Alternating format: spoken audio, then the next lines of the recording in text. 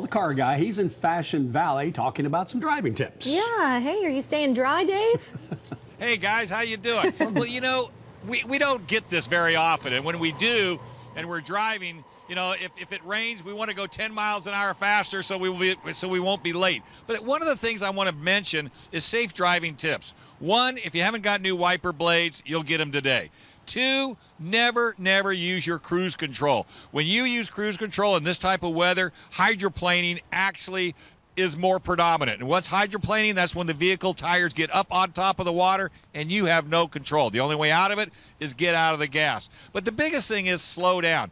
If your tires are questionable, really, today's a great day. Run down to your local tire store, get some new tires, because again, this is what's going to cause the problem. There's no way we're going to be able to control how much water's coming and how much water's not. But the biggest thing is your driving habits have to be adjusted accordingly. Slow down. Leave a little earlier. Give the guy in front of you or the lady in front of you a chance to pull in if they need to.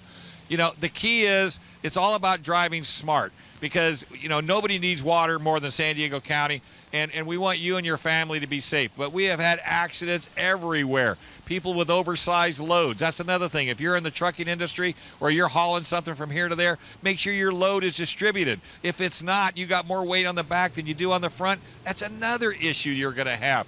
I just can't overemphasize how much you really need to be overly cautious in this type of weather. And Dave, Dave, you know, you talked about hydroplaning, and yesterday we saw that so often. One car spinouts, not accidents with other cars, but just one car going too fast for the conditions.